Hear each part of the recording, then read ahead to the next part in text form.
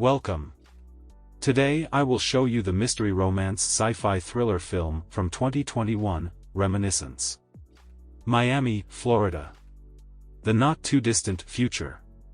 Global warming has flooded most of the cities on the East Coast. Land barons rule over any bit of dry land they can get their hands on. The town is impoverished, with some people living in boats and certain slum-like areas, homeless. It's the kind of world where people look for anything to escape and remember the good times. This is where former military veteran Nick Bannister comes in. He runs a business where people can pay to experience old memories through a special machine called a reminiscence machine, once used for police interrogations. Nick occasionally narrates throughout the story, a la old-school noir movies, describing the world and his thoughts during the events that play out. He, along with his partner and fellow ex-vet Emily Watts Sanders, has customers through appointments. This includes Nick's old paraplegic vet buddy Hank and a recurring customer, Elsa Kareen, the latter of who frequently comes into experience on specific memory over and over involving her and an elderly lover. Nick is initially called in by the local police, in particular, Avery Castillo, to look into Walter Sylvan, a dying land baron who's nonetheless notorious for holding a monopoly in the area. Nick's services are dismissed due to being late to the meeting. Still, as he's leaving, he overhears Walter asking his son Sebastian if he's found her yet, to which he replies no. One day, just before closing up shop, a mysterious, alluring woman named May comes in asking for an impromptu session to find her missing keys. Nick agrees and eventually locates them.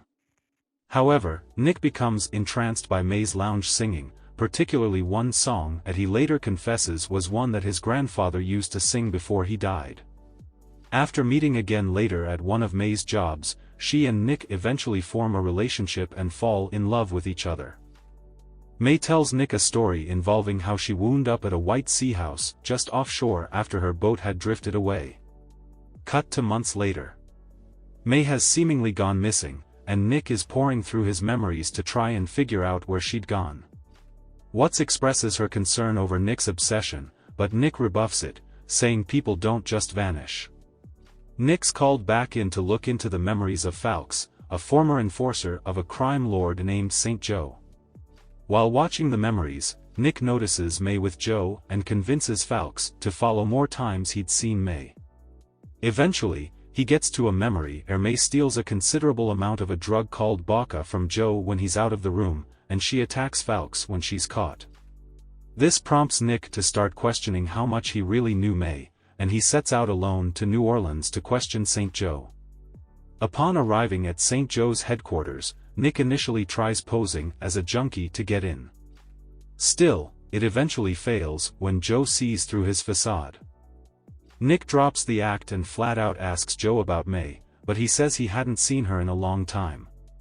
Joe then tries to have Nick drowned in an eel tank, but Watts swoops in for the rescue, having followed Nick. A shootout occurs, ending with Joe mortally wounded, Nick saved from the tank, and Joe's men dead. Joe begs for Watts to put him out of his misery, not wanting to suffocate to death. Watts obliges, then brings Nick home. Later, after sifting more memories of him and May, Nick realizes that May had robbed his vault of memory recordings and stolen those belonging to Elsa. He also realizes she was in league with the crooked cop from earlier. He is now recognized as an enforcer of Joe's, named Cyrus Booth. An annoyed Watts reveals to him that Walter Sylvan has died. The public is furious that his land monopoly is still standing. As they watch Sebastian and his mother Swati leave, Nick suddenly realizes something. Going back to the office, he uses his memory of watching Elsa's earlier memory as a substitute for what was stolen and then compares it to one Swati had viewed years ago. A bombshell is dropped. Walter was having an affair with Elsa years ago, who got pregnant with his child, another son. Realizing Elsa and her boy are in danger, Nick is determined to go after her. A fed-up Watts tries to convince Nick to take the evidence to the police, but Nick believes the police wouldn't do anything. This descends into an argument. Watts calls Nick on his obsession with finding May, while Nick accuses Watts of working for him as an excuse to run away from her family and former life. He fires her and arranges to have her transferred to working with Avery, causing Watts to leave in disgust, telling Nick he's on his own. Nick goes to the Sylvan Manor and questions Swati about Walter's affair during a reenactment of the memory Nick had on file of her. She says that Elsa was one of several women he did this with. The interrogation is cut short by Sebastian, who has Nick escorted out and ordered killed. However, one of the bodyguards has Nick spared due to being a former military vet but warns Nick he won't be so lucky if he returns. Nick then tries to track down Elsa, but an encounter with a resident girl who knew her reveals that he's too late. Elsa was killed, and her son Freddie was kidnapped and seemingly killed as well by a woman, whom Nick deduces to be May. Nick continues tracking down Elsa, only to be amused and subdued by Cyrus, now heavily scarred compared to how he looked earlier, who warns him to get off May's trail. Cyrus calls someone to inform them that Nick won't be bothering them again. Undeterred, Nick pursues Cyrus to an abandoned trash factory full of homeless people and confronts him about May. Cyrus gloats and goads him into trying to kill him. He flees due to Nick's hesitation, and Nick gives chase. The two fight and, despite nearly drowning at one point, Nick eventually sneaks up on Cyrus and knows him out with a sedative. Nick brings Cyrus back to his office and puts him in the reminiscence machine as a means of interrogating him. It is here the truth is revealed: Cyrus had blackmailed May into working for him. The two were former partners working for St. Joe, but May bailed on them in order to go straight and live an honest life. He made her con Nick into a relationship using information Hank had unwittingly told her, like the song and faking losing her keys, with the goal being to break into his vault and steal Elsa's memory recordings. They both later track down Elsa and Freddie, and Cyrus does the deed of killing the former. May, having a change of heart, didn't kidnap Freddie but rescued him and got him to safety before Cyrus subdued her. Cyrus later drugged her with Baca to get her to tell him where she hid Freddie. May instead leaves an indirect message for Nick, knowing he'll see this memory. She apologizes for deceiving him and confesses she really did love him and that she should have told him everything from the start. May then proceeds to commit suicide by throwing herself to her death, leaving Nick distraught.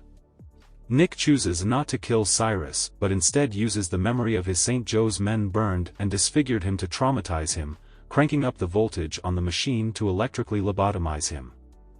However, there's one last twist. Nick returns to the Sylvan Manor during another of Swati's reenactments and confronts the true mastermind behind everything, Sebastian. He was the one who ordered Cyrus to kill Elsa and Freddie, fearing Freddie's existence would put his inheritance at risk, and whom Cyrus had spoken to on the phone earlier, not May.